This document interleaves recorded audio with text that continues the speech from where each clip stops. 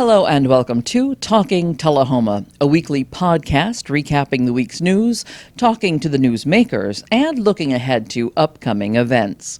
I'm Kelly Lepchinsky, and today I'll be talking to ambassadors from Donate Life. After the interview, stay tuned to hear about the events that are on tap in the weeks ahead. But first, here's a look back at the week ending Friday, July 18th.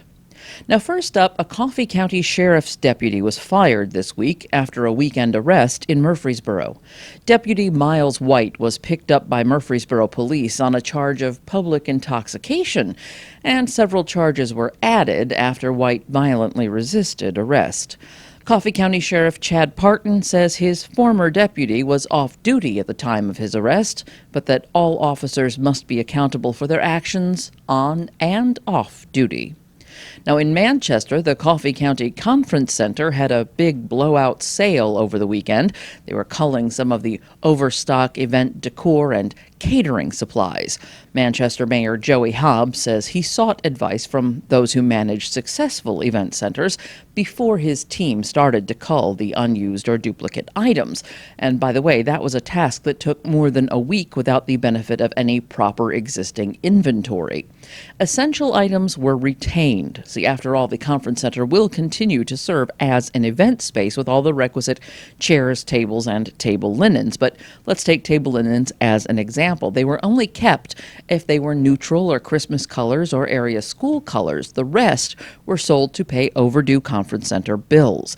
Now, as for catering and decor, the center will no longer offer those services.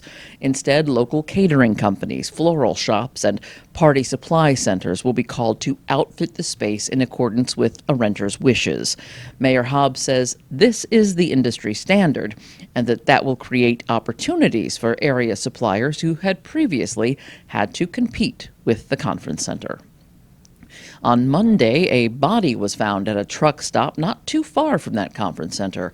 Coffee County District Attorney Craig Northcott confirmed that a woman's body was found in a grassy area behind the I-24 truck stop near exit 114. But no additional information about the victim has been released. The TBI has been called to assist with the investigation, and the scene is being investigated as a homicide. On Monday night, the Tullahoma Board of Mayor and Aldermen met in regular session with a light agenda that consisted mostly of cleaning up a few zoning discrepancies. From the approval of the agenda to the final gavel, the meeting took 30 minutes. And if you're interested, you can watch it on YouTube. Just look for TUA LightTube. The National Traffic Safety Board released its preliminary report this week on the skydiving plane that crashed near the Beechcraft Heritage Museum in early June. After speaking to the pilot, investigators determined that an engine failure was the likely cause. No new information has been released about the 5 passengers who were injured in that crash. And by midweek, we learned that the Duck River Watershed Society had to rescind a partnership program valued at $20 million following the passage of the National Big Beautiful Bill Act. The 5-year program focused on stream restoration and the protection of America's most biodiverse river was administered under the Department of Agriculture. The group says it will continue to champion the more than 650 aquatic species in the river, and they will seek new opportunities to support a healthy watershed. Teachers will report to in-service next week, and it is a race against the weather for the city to have its road reconstruction project on Kings Lane completed before students join those teachers on the 31st. Rainfall for the year continues to exceed the 30-year average, and continued rain is not good for building roads. Now, we got a bit of a break in the weather on Wednesday, but Public Works Superintendent Eric Pierce says crews were hoping for 90-degree weather for a solid week so that they can get the work done on time. Well, maybe he should have also said dry 90-degree weather, because though temperatures are expected to reach the 90s most of this week, the National Weather Service is predicting more rain throughout the week ahead. And finally, if you've got middle school students who are interested in playing baseball but either didn't try out for or didn't make the middle school team, Well, you could take a look at the new Babe Ruth Fall Ball League hosted by Cal Ripken Baseball. The league hasn't updated its webpage, but Parks and Recreation Deputy Director Jeff Damron can likely lead you in the right direction if you give the city a call. And Adult League Baseball has begun in Tullahoma. 7 teams play every Monday and Thursday at Grider Stadium at the high school and Greenfield at Wagner Park. If you'd like to catch a game, they are played at 6 and at 8 on either field. And rain day makeups are on Tuesday. Now on to this week's interview. Today, I am talking to Dawn Benjamin, the External Affairs Coordinator for Tennessee Donor Services, and to Marquita Darnell, an ambassador for Donate Life. If you listened to the podcast last week, you know that our top 2 stories concerned lives lost over the 4th of July holiday. 2 men died unexpectedly in very different circumstances, but both were organ donors. Today we'll find out more about the importance of donors like Dana Eggleston and John Cobb. As we begin, I'm talking to Dawn Benjamin. Well, Tennessee Donor Services is our area's organ procurement organization. That means that we're the organization that facilitates both the recovery and the transplant of life-saving organs. There are actually 56 OPOs across the United States, and our job, our number one responsibility, is to save and improve lives through our work. Okay. And now you got involved with this in a hard way through the loss of your son. Do you want to tell us a little bit about how you came to become associated with Donate Life? So, close to 18 months ago, my son was involved in a car accident in Chattanooga. He had graduated from UTC in May of 2023, and he was just starting out life. He had moved into a new apartment the last of December, and the 18th of January, he had a car accident, and his injuries were unsurvivable. And so, knowing that he was, a strong, healthy young man, my husband and I talked about, we needed to donate his organs. And so when there was nothing more that they could do, I asked the doctor, the trauma doctor, would he be able to be an organ donor? And he said, let me check on it and we'll get back with you. So when we talked to him, he said, actually, Sam had signed up to be an organ donor on January 3rd when he had updated his driver's license for his new address. And so it gives me comfort to know that that's what he wanted to do. Yeah. But he was the kind of person that thought of others, and it's not surprising that this is the legacy that he leaves. Yeah, absolutely. At the same time, that's got to be tough if you're the family member, and they have to sustain life for some time to be able to get the gifts, to be able to give them to the people that they're now going to save or help to heal. So how is that question process approached? So our agency, we are basically a liaison between the hospitals and the transplant centers. We're only called when death is imminent. Actually, hospitals are required by law to call the OPO anytime a death occurs. So what happens in the case of a potential organ donation is that the hospital calls us. If that person meets the criteria for being an organ donor, then we send out a representative to evaluate that patient. And then there is extensive testing that goes on within the hospital to determine death. And we are not involved in that. As I said, Right. we are a third party, if you will, that comes in to conduct the donor case. Hospitals, doctors, nurses, EMTs, they're in the life-saving business. Mm-hmm. They don't call us until all efforts have failed. So once it's determined that a person meets that criteria to be an organ donor, we've sent out a representative to evaluate them. And then the next thing that we do is we check to see if they've done anything to document their decision. So that means we're going to check the Tennessee Donor Registry. This is the best way that we have to document our decision that we want to be an organ donor. 99% of the people who sign up on the registry are going to do like Sam. They're going to do it at the DMV. And then people can also do it online. So we check that. That in the state of Tennessee, as in most states now, we consider that an advance directive. For people who are 18 years of older, it's a legal document letting people know what you want to have happen after you pass away. We are the only agency that has access to that information. I think that's important for people to know too. Hospital staff does not have access to the Tennessee Donor Registry.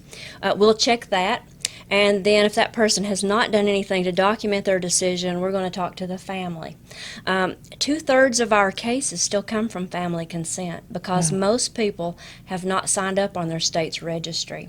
Right now in Tennessee, we're at 44% of our licensed drivers. Now that actually sounds pretty good. 44% It is sounds pretty good. but we're running behind. Okay. Nationwide, it's at 50% or a little above. So we still have a lot of work to do. So what is the biggest hesitation, do you think? Is it that fear that they don't, that you're going to come rushing in to get the gifts and not wait for the hospital to make a determination, or are people just desecration of the body? Have you found what the biggest barrier is? The number one misconception that we run into is that if someone finds out that I'm an organ donor, they're not going to work hard to save my life. And that could not be further from the truth. When someone is in an emergency situation and they go to the emergency room, they're not looking for your license necessarily, and a lot of times it does not arrive with you. An important point, too, with the registry, we do not and cannot go by that physical license. In Tennessee, we represent it with a heart. That's just kind of a way of showing, that we support it and things, but we cannot go by that physical license, by that heart. We have to go into the database and get that document where that person has signed up with their signature. So I think that would be the number one misconception. But I was thinking about that the other day, and I think probably the number one reason why people don't do it is they're like me when I was in my 20s. And I would go to the driver's license office, and at that time, that was way back when you signed the back of your license. And so I thought, well, I'll do it one day. I got time. It's not something that you want to think about. We don't want to think about our mortality, and I think that might be the number one reason. Maybe not a misconception, but it's something that we want to put off. We don't want to talk about death. And that kind of goes back to when we talk to our families in that setting where we're talking to them about their loved one being an organ donor. It's for the majority of those families we work with, they've never talked about this. Yeah. And so can you imagine how hard it would be if you were in that situation and you had to make that decision for your loved one, but you couldn't talk to them about it, So it's so hard. And that's why every time we are out in the public at events and speaking to people, one of the things we really drive home is that you need to talk to your family, have a conversation, know each other's wishes. And I don't care if you don't want to be an organ donor, your family still needs to have that conversation, and you need to let them know what your wishes are. So it's just one of those cases where it's really important that we talk to each other about this. It's one of those subjects we don't want to talk about. And we were talking about being in the hospital at that time and how hard that was. And so I was talking about, how our recovery coordinators go in, evaluate their patient. They're kind of in charge of the whole case. But I wondered if Marquita could maybe share about our family care people. They are the ones who work with the family. And could you tell us maybe how they handled that with you, and maybe how they helped you through, understanding what was happening? So our family care coordinator is Maggie, and she is an angel. She was there holding our hands, guiding us, answering questions, but also she took thumbprints to make a charm for a necklace. She got us a readout of the heartbeat. But just everybody throughout the process, the Erlanger people and the donor services people, Sam was not an object.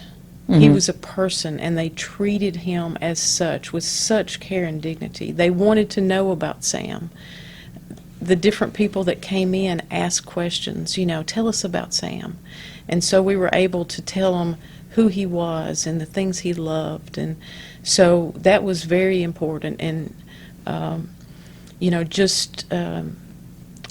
know the doctors on the recovery day, 2 doctors came in, and one of those asked if he could pray with us. And just, everything was taken care of, and there was just such love and compassion for our family to guide us through decisions that had to be made. To be an organ donor, you have to either have cardiac death or circulatory death.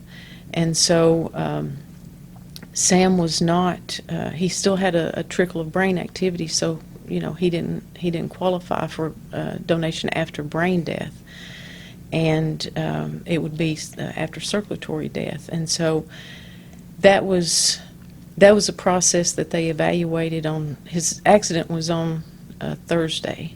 They evaluated that on Saturday night and told us that he had a small trickle of brain activity. And I was upset because they had worked so hard to prepare him for organ donation, and to think that that wasn't going to happen. But they said no, it can, but they would have to remove life support and then him pass before they could and him be pronounced dead. So but that ended up being one of the most precious times, because I was right there when he took his last breath. Yeah. And Maggie was right there beside me, making sure that, I was in the right position, and, just such a comfort. But you had to learn all this in real time. You had to Yes. learn about these different, this Yes. kind of death and that kind of we death. would probably been more open to more donation if I had known more about it, like the skin donation, different things like that. That the more you learn, the more comfortable you become with it. And personally, I think that what keeps people from signing up to be donors a lot of times is the things that we've seen in movies and TV shows and things like that. And that's what people think is real, and it's not.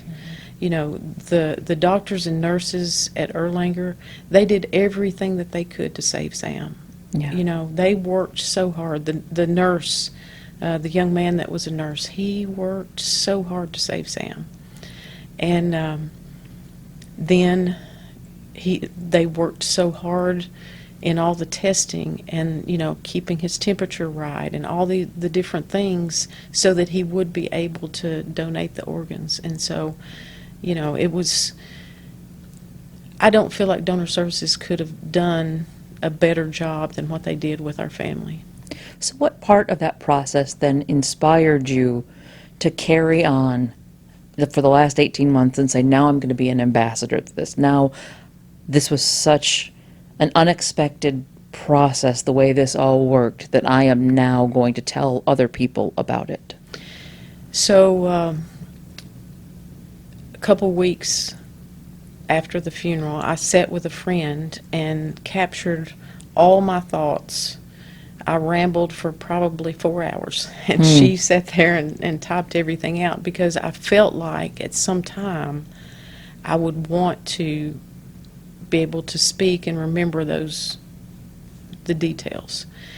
And so it wasn't but a couple weeks later that was it Patrick? Mm-hmm.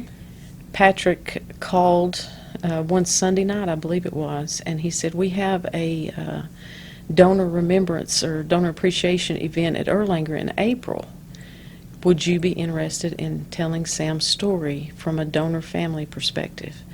And Sam passed January 22nd, and this was an opportunity in April. And I said, most definitely. Wow.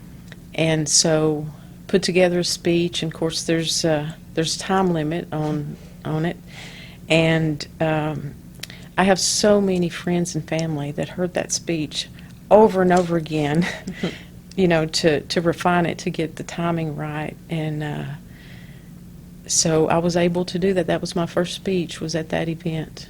Wow. And you just continued to... Continued to get opportunities, and, I've talked to friends, talked to people's churches. We had a remembrance event on the date that he passed to make it not such a sad thing, but to share his story with a broader group of people. And over the last year, I've talked to over 1,000 people and told his story. Wow.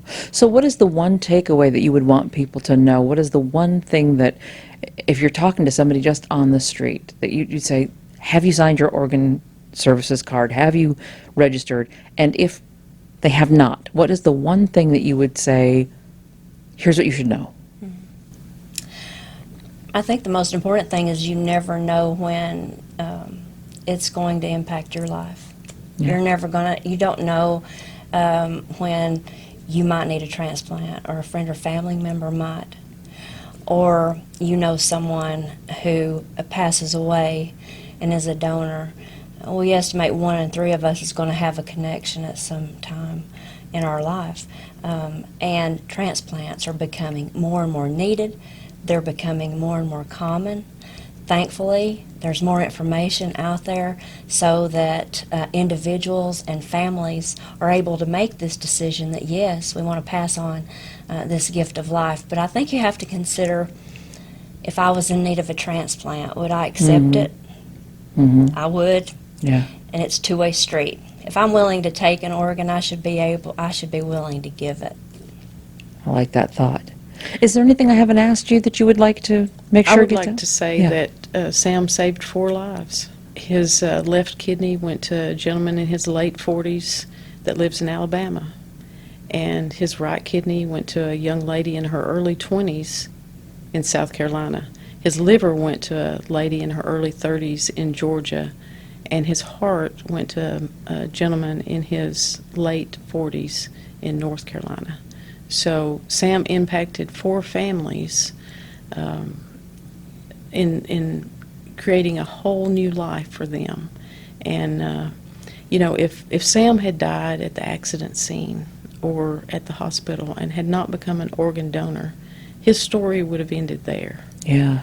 And he still lives, and he's still impacting not only those 4 people, but all the people that I can talk to and make more comfortable about the organ donation process. That just saves more and more people. So, Sam was my one and only son, my one and only child. And, he was my legacy. Now his legacy is saving lives. And according to Donate Life, just one donor can save and heal more than 75 lives. Up next on Talking Tullahoma, book reviewer Susan Campbell joins me in the studio to talk about her latest read, The Antidote by Karen Russell. The Antidote is the story of a prairie witch. And she calls herself the Antidote because what she does is she's a vault. And all of these people who live out in this little town called Uz, which is named after a biblical town that Job lived in, she calls herself the Vault, and people come to her and they tell her all of the memories that they don't want to keep. And she absorbs them, and then they no longer have these memories, and then every once in a while they'll come back and want their memories back. So she has to, it's a strange little thing, but it's numbers and then backwards numbers, and then they can get the memories that they lost put back into her. Oh, so she wow. holds all these memories. And this book is bookended by 2 tragedies that took place in the 30s in Nebraska. The first was the Dust Bowl, and the second one was the flooding of the, what was the name of that river? Oh, the Republican River. And it was in the 30s, the farmers had just farmed all the land to death, and as a result, the Dust Bowl happened, and all of their stuff washed away. The farmers were starving. They're leaving this town. And into that we have this witch called the Antidote. And the other characters in the novel are a farmer who has a strange land that it doesn't seem to affect. So he sits on this piece of land with all this beautiful green and all these colors growing in it, and everybody else around him is the land is desolate. And there's his niece whose mother was murdered, and then there's a African American photographer who comes to town to as part of the FDR administration's WPA Act, where she is photographing all of the problems. But basically, it's about what they did to the land, and when the natives were there before they ran off the Native Americans, it was beautiful, and they grew grain, and then the farmers moved in, took the land from the natives, cut down all the native grasses and started planting and just killed the earth, and then this came in. So how does the witch play into all of that land problem? She is in this little town called Uz, and she takes all of the memories from all of these farmers. And I think she's tied in together because when the photographer comes into town, she starts taking photos, and these images show up on her camera that are not what's going on. They're like, that's where the magical realism comes in. Okay. So she sees photographs of when the natives lived there, and she sees photographs of the future, and she can't figure out what's going on with this camera that she purchased. And the witch, her name is Antonina, really, we find out later, sort of has these memories that she's seeing in these photographs. And then in the beginning of the novel, when it opens with the Dust Bowl, they had Black Sunday, I guess it's called, when it just kills all these people and the dust just blows through. She loses all of her memories. So something goes out of her and she can't remember them. So then she's got to deal with all the people who come back and demand they have their memories back and want to run her out of town. Oh my and goodness. it's so interesting. It's just such a well-written, enjoyable novel. I know it's probably hard to piece that all together. It But actually sounds fascinating, but it looks is. dauntingly long. It is, but it's the kind of book that you read and you get through halfway and then you think, I really don't want this to end because it's so enjoyable, and how are they going to wrap all this together? And it's interesting that a lot of FDR's programs started with, training people how to farm and how to let the land go fallow for a year and things like that. So it was quite... So there's a little bit of history There- woven in there yeah, as well, yeah. magical realism and historical fiction. Right, so yeah. a lot of interesting tacks there. And the part about the natives that lived on the land and how they were run off and, things like that. So it's a really good book. I would recommend it. Sounds like a mini series on Netflix or something. All right. The way that it was written. Well, I will add that to my reading list. I All hope right. our listeners do too. Thank All you so right. much for being here. Thank you. Oh, and by the way, at 432 pages, The Antidote is just a bit on the longer side of an average read. It's not all that daunting, really. Now, if you're interested in today's book, ask about it at the Lanham Library. And now, here's a look at what's happening. Celebrate the start of the new school year at the Event Nook on North Jackson Street, Friday the 25th. The Pink Apron ice cream truck will be on site with free ice cream for the first 80 children to arrive. And if you bring a school supply that matches the first letter of your last name, you will be entered for a chance to win prizes. The event starts at 5 o'clock with games, inflatables, and a live DJ. Find out more at theeventnook.com. The Tullahoma Noon Rotary Club will host its inaugural fundraising golf tournament on Friday, August 1st. The Ann Noes Memorial Challenge was originally slated for July 11th, but it had to be pushed back. The cost of the two-person scramble is $100 per player and includes golf carts, green fees, lunch, and one mulligan. Registration is set for noon, and a shotgun start is at 1. Don't have to be a member to participate. And if you missed the Peach Truck the last time it came through the area, mark your calendar for Friday, August 1st. The truck will visit the bowling alley, Tullahoma Lanes, at 3:30 after spending the morning in Shelbyville. Now, if you want an even earlier start because you'll be on the golf course on the 1st, well, you can find the Peach Truck at Common John's Brewing in Manchester on July 31st. Quantities are limited, so claim your box ahead of time at thepeachtruck.com. If you or a loved one are over 50, enjoy bingo, and could use a bit of encouragement to incorporate more movement into your daily routine, visit the Coffee County Senior Citizen Center on North Collins Street for Bingo Size every Wednesday morning at 10. Bingo Size is an evidence-based program that strategically combines exercise and health information with the familiar game of bingo. It's a fun way to get seniors and those with disabilities moving and socializing, which are both critically important parts of healthy aging. And if you're a woman looking for a low-stress service organization that serves the community right here in Tullahoma, the GFWC Centennial Women's Club will return from its summer break in August, so it is a great time to join. If you're looking to volunteer, to meet new friends, and to make a difference, visit the club building at 709 Wilson Avenue at 6 o'clock on August 12th. Now, it's right between Trinity Lutheran and Brookdale Senior Living. The club hosts a live on the lawn concert at South Jackson each May, and recently they split the proceeds from this year's event, $13,000, between South Jackson and Horseplay. And that's what's happening. Thank you so much for joining me for this edition of Talking Tullahoma. If you've got a story or an event that you'd like to share on the podcast, call and leave me a message at 571-7186. I'll be back soon with more of what makes Tullahoma tick. Until then, you can listen to Talking Tullahoma on Spotify, Apple Podcasts, and Amazon Music. New episodes drop on Thursdays. Please like and share. For the video version, follow us on YouTube. Just search for TUA LightTube. I'm Kelly Lepchinsky. Catch you next week.